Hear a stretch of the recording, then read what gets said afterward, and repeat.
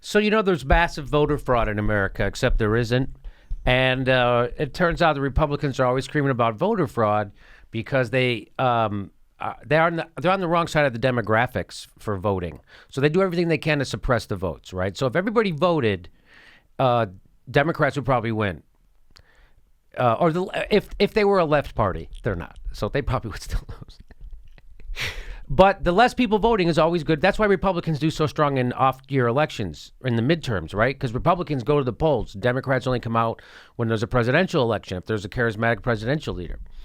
So, and that's been their strategy. That's why they pass all those bills, voter ID and all that bullshit. In fact, here's a guy, a former head of the GOP for years in Colorado. He has a radio show. His name is Steve Curtis. And in fact, here's what he had to say. It seems to me, and correct me if I'm wrong, that virtually every case of voter fraud I can remember in my lifetime was committed by Democrats. Older tends to report very late. And my suspicion is, and always has been, that they're changing votes. I mean, it's a heavily Democrat area. So there you go. Another Republican screaming voter fraud, change votes, and that guy's name is Steve Curtis. And they say there's an old saying: the silent sinner screams the loudest. I don't know if that's true. But tonight he faces felony charges for signing and sending in a ballot that wasn't his. Oh snap! Oh snap! Get Mr. Every voter fraud is a Democrat. Turns out that guy was committing voter fraud himself, literally actually committing it. He was justifying it through his radio show. He was just like, well, I mean, the Democrats do it all the time, so it's okay when I do it. The Democrats do it, so it's okay if I do it. I'm just leveling the playing field. Here we go. According to arrest documents we obtained, Curtis voted for his ex-wife in the 2016 presidential election, filling out her ballot, forging her signature, then mailing it in. We stopped by the address listed for Steve Curtis, but the place was cleaned out. I love that they have to show her knocking on the door, even though they know no one's home. And it does add a little drama to it, I guess. But look, by the way, that's a pretty sparse neighborhood. Like, no, there isn't another house around for fucking miles, it looks like. No, he's got a lot of privacy. Look at that. Oh, you get to work on his voter fraud. That house costs, you know how much that house costs? $15,000. That's what Colorado, you get cheap land, cheap houses. That same house in California, $1.5 million. Oh yeah. Colorado, it's about $15,000.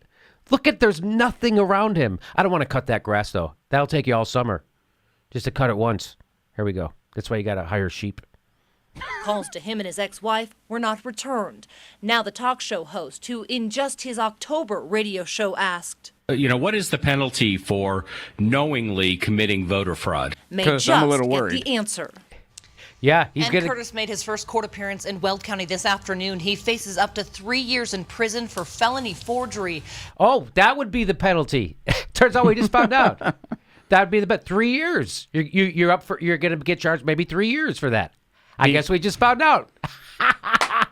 What is the penalty?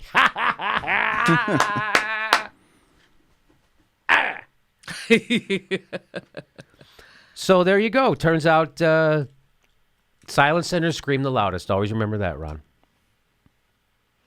Remember, when you point the voter fraud finger, you have 3 voting fraud fingers pointing back at you. I don't know. That's right. And one of them is your ex-wife, who's a staunch Democrat. Bam! That's it, the ex-wife. I bet she turned him in. How would they know that he did that if she didn't turn him in? She turned him in. Yeah, what one article I read right now says that his ex-wife inadvertently tipped people because she wanted to know how could she still vote. And they said, no, your vote has already been processed. Oh man. Oh, a tangled web we weave when first we practice to voter fraud.